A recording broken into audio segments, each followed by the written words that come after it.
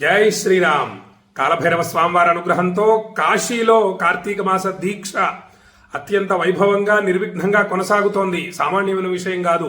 భూలోక కైలాసంలో మనకు తెలిసినటువంటి ప్రాంతం కాదిది కాశీ. అటువంటి కాశీలో ఈ విధంగా నెలలు మనము దీక్ష చేయగలుగుతున్నాము అంటే ఇది కేవలం కాలభైరవ స్వామివారి అనుగ్రహమే, లేకపోతే చేయలేము. విశ్వనాథ లింగాన్ని ప్రతిరోజు ధ్యానిస్తున్నాము, స్మరిస్తున్నాము. మీరందరూ కూడా విశ్వనాథ లింగం మీద పవిత్రమైన గంగా జలాన్ని మానసికంగా అభిషేకిస్తున్నారు. ఒకటికి నేను 4 సార్లు ఎందుకోసం చెప్తున్నానంటే, మీరు ఆ విధంగా చేయటం వల్లనే ఇక్కడ కాశీలో నిర్విఘ్నంగా దీక్షలు కొనసాగుతున్నాయి. ఎటువంటి విఘ్నాలు రావటం లేదు. ఢుండి గణపతి స్వామివారి అనుగ్రహం, ఆదిశంకరుల అనుగ్రహం, కాలభైరవ స్వామివారి అనుగ్రహంతో మహామహిమాన్వితమైనటువంటి శివలింగము విశ్వనాథలింగం. అటువంటి విశ్వనాథలింగాన్ని భక్తితో అభిషేకిస్తున్నాము. పరమ పవిత్రమైనటువంటి గంగా జలముతో మరియు అత్యద్భుతమైనటువంటి మహామంత్రములతో ఆ యొక్క గంగా జలాన్ని అభిమంత్రిస్తూ, ఆ అభిమంత్రించినటువంటి గంగా జలాన్ని విశ్వనాథలింగానికి భక్తుల గోత్రనామాలతో అభిషేకించడం అంటే సామాన్యమైన విషయం కాదు. అది కూడా 22వ సంవత్సరం. అది కాలభైరవుడు అంటే. చూడండి, 22వ సంవత్సరం మనతో ఇన్ని అద్భుతమైన కార్యక్రమాలు చేయిస్తున్నాడు. ఇంకా అనంతంగా చేయిస్తూనే ఉంటాడు మనతో ఈ సత్కార్యక్రమాలు కాశీలో అని భక్తులకు తెలియజేస్తూ, మనము విశ్వనాథ లింగాన్ని మానసికంగా అభిషేకిస్తూ ఉన్నాము. కాబట్టి ఆ విశ్వనాథ లింగాన్ని మనం ఇంకా ధ్యానించాలి. ఆ విశ్వనాథ లింగం గురించి అనేక అద్భుతమైన విషయాలు తెలుసుకోవాలి అని చెప్పి భక్తులకు తెలియజేస్తూ, మనకు స్కాంద పురాణం కాశీ ఖండం ఇదిగోండి అద్భుతమైనటువంటి పుస్తకం ఇది. ఈ పుస్తకంలో కాశీ గురించి అనేక అద్భుతమైన విషయాలు తెలియజేశారు. మనం తెలుసుకుంటూ మన పిల్లలకు కూడా తెలియజేయాలి.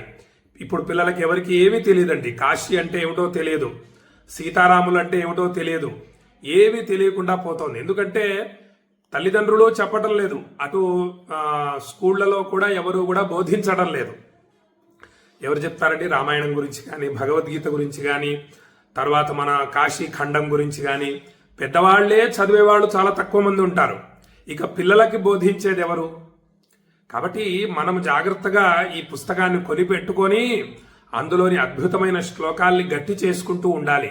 ముఖ్యమైన శ్లోకాల్ని పిల్లలకు చెబుతూ ఉండాలి. ఇక చూడండి, ఆ విశ్వనాథ లింగం గురించి మనకు ఈ పుస్తకంలో ఏం తెలియజేశారో నేను మీకు వివరంగా తెలియజేస్తాను.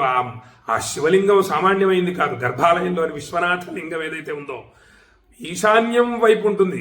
సహజంగా గర్భాలయంలో మధ్యలో శివలింగం ఉంటుంది. ఇప్పుడు శ్రీశైల మల్లికార్జున స్వామి వారు గర్భాలయంలో మధ్యలో ఉంటారు. ఇక సోమనాథ్ లింగం మధ్యలో ఉంటాడు స్వామివారు, అద్భుతంగా ఉంటారు. కానీ ఇక్కడ కాశీలో ఈశాన్యం వైపు ఉంటారు విశ్వనాథ లింగం. అది మధ్యలో ప్రతిష్ఠిస్తే స్వామివారు ఈశాన్యం వైపు జరిగారట. ఉదయం తలుపులు తెరిచి చూసేటప్పటికి ఈశాన్యంలో ఉన్నారట స్వామివారు విశ్వనాథలింగం. ఆ విశ్వనాథలింగం మహిమ చూడండి. అటువంటి విశ్వనాథలింగాన్ని మీరందరూ ధ్యానిస్తున్నారు. విశ్వనాథలింగము ముల్లోకములందలి సారమంతా లింగముగా రూపు దాల్చినది విశ్వనాథలింగం. 3 లోకాలలోని మహాశక్తి మొత్తం ఒక్క చోట ఉన్నటువంటి శివలింగమే విశ్వనాథలింగం. 3 లోకాలలోని శక్తి ఆ విశ్వనాథలింగం. ఇక ఆ లింగానికి అభిషేకించడం ద్వారా, ధ్యానించడం ద్వారా, తర్వాత స్వామిని స్పృశించడం ద్వారా మానసికంగా అక్షయ పుణ్య ఫలితాలు కలగకుండా ఎందుకుంటాయండి? 3 లోకాలలోని సారం మొత్తం ఒక చోటికి చేరితే మరి ఇంకా ఆ శివలింగం శక్తి సామాన్యమైందా? పాలసముద్రము నుండి పుట్టిన అమృతపు ముద్ద విశ్వనాథలింగము. పాలసముద్రము నుండి పుట్టిన అమృతపు ముద్ద విశ్వనాథలింగం అంటే ఆ యొక్క పాలసముద్రం నుండి వచ్చినటువంటి అమృతం ఏదైతే ఉందో ఆ యొక్క అమృతమే విశ్వనాథలింగము. అంత శక్తివంతమైంది, అద్భుతమైంది, మహాశక్తివంతమైనది.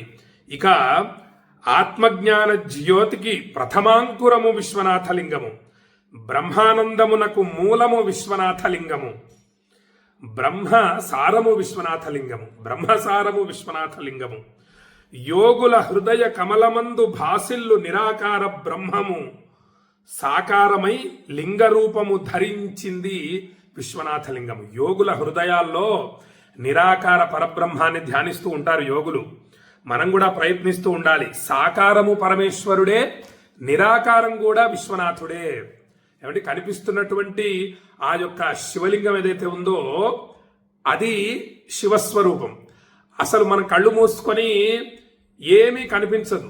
ధ్యానం చేస్తూ ఉంటే ప్రారంభంలో ఏమి శూన్యం అనమాట, ఏమీ కనిపించదు. కొంచెంసేపటి తర్వాత అనేక రంగులు వస్తూ ఉంటాయి.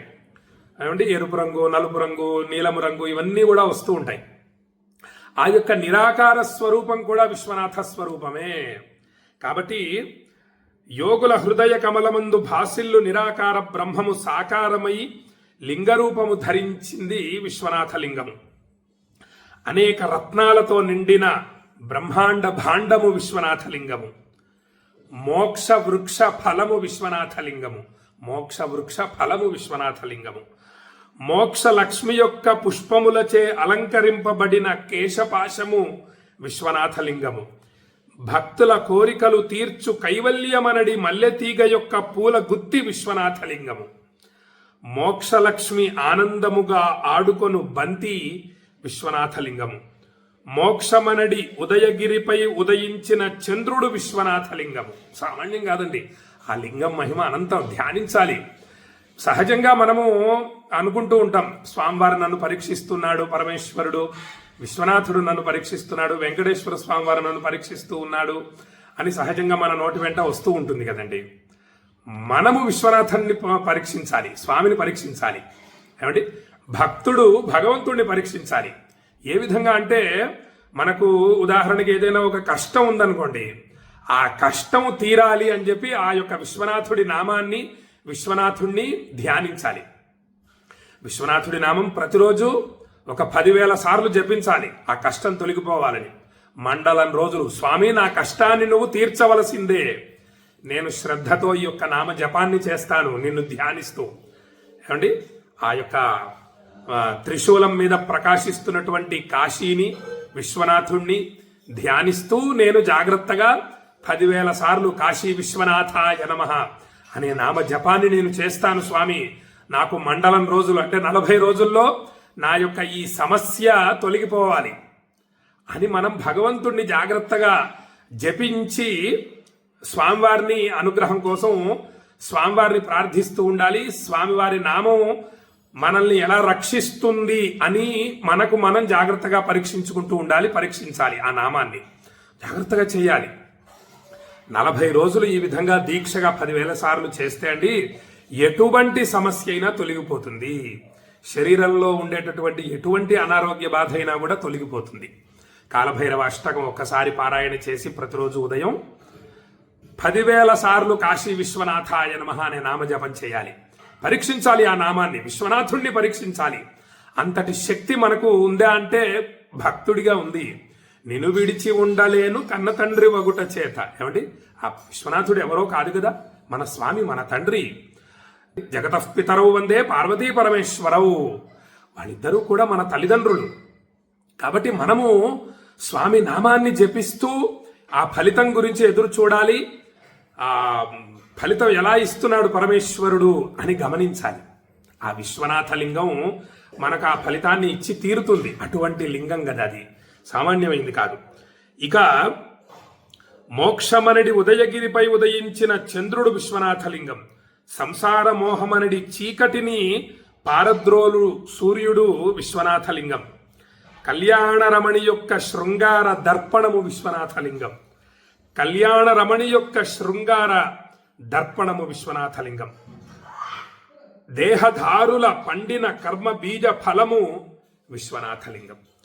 విశ్వేషాం విశ్వబీజానాం కర్మాఖ్యానాం లయో యతః అస్మిన్ నిర్వాణ ప్రదే లింగే విశ్వలింగ మిదంతతః అని మనకు స్కాంద పురాణం తెలియజేస్తోంది విశ్వనాథ లింగం యొక్క మహిమను. కాబట్టి ఇంకా భక్తితో మనము ధ్యానిద్దాము. కేవలం ఇంకా మనకి ఒక 9 రోజులు మాత్రమే ఉంది కార్తీకం మాసం. ఎంత విశేషమైంది కార్తీక మాసం. ఇక కాశీతో సమానమైనటువంటి మోక్షపురి, మోక్షాన్ని అనుగ్రహించేటటువంటి పట్టణం ఇంకొకటి లేదు. మోక్షం అంటే మనకు ఉండేటటువంటి సమస్యలు తొలగిపోవడం కూడా మోక్షమే. ఎవరన్నా ఏదన్నా ఒక సమస్యతో బాధపడుతూ ఉండగా ఈ విశ్వనాథ లింగాన్ని జపించడం ద్వారా ఆ సమస్యకు మోక్షం కలుగుతుంది, అంటే ఆ సమస్య నివారింపబడుతుంది. ఏమండి, ఆ తర్వాత దుర్లభమైనటువంటి మోక్షాన్ని కూడా అనుగ్రహిస్తాడు విశ్వనాథుడు. అటువంటి గొప్ప శక్తివంతమైనటువంటి లింగము విశ్వనాథ లింగము. ఇంకా 9 రోజులు మాత్రమే ఉంది. జాగ్రత్తగా కాశీ విశ్వనాథాయ నమః అనే నామజపం భక్తితో జపిస్తూ ఉండండి. మీ మనస్సుని విశ్వనాథ లింగం మీద కేంద్రీకృతం చేసి ఉంచండి. గర్భాలయంలోకి వెళ్ళిపోవచ్చండి, మనల్ని ఎవరూ ఆపలేరు. తిరుపతిలో కూడా గర్భాలయంలోకి వెళ్ళిపోవచ్చు మానసికంగా, శారీరకంగా కాదు. శరీరం కన్నా మనస్సే గొప్పది, శరీరం ఎక్కడ ఉంది అనేటటువంటిది కాదు. దీనికి అనేక దృష్టాంతాలు ఉన్నాయి, అనేక ఉదాహరణలు ఉన్నాయి. మీరు ఆచరించి చూడండి. మీరు అక్కడ ఉండి ఇక్కడ గర్భాలయంలోని విశ్వనాథలింగానికి మీరు అభిషేకించడం ద్వారా అద్భుత ఫలితాలు పొంది తీరుతారు. మొత్తం ఉండేటటువంటి సమస్యలన్నీ కూడా తొలగి తీరుతాయి.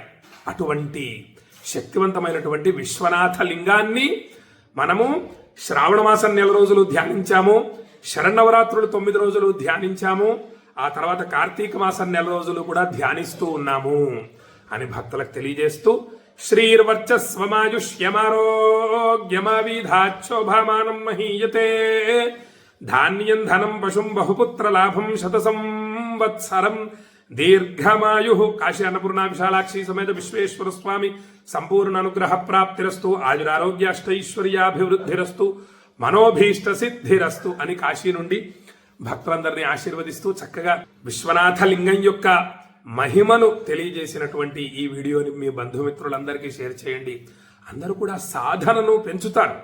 అందరూ సాధన చేస్తున్న వాళ్లే ఇంకాస్త ఎక్కువగా శ్రద్ధగా భక్తితో చేస్తారు. తద్వారా అందరం అక్షయ పుణ్య ఫలితాలు పొందుతాము అని భక్తులకు తెలియజేస్తూ సెలవు తీసుకుంటున్నాను. జై శ్రీరామ్. విశ్వనాథాయ మంగళం, విశ్వనాథాయ మంగళం, విశ్వనాథాయ మంగళం.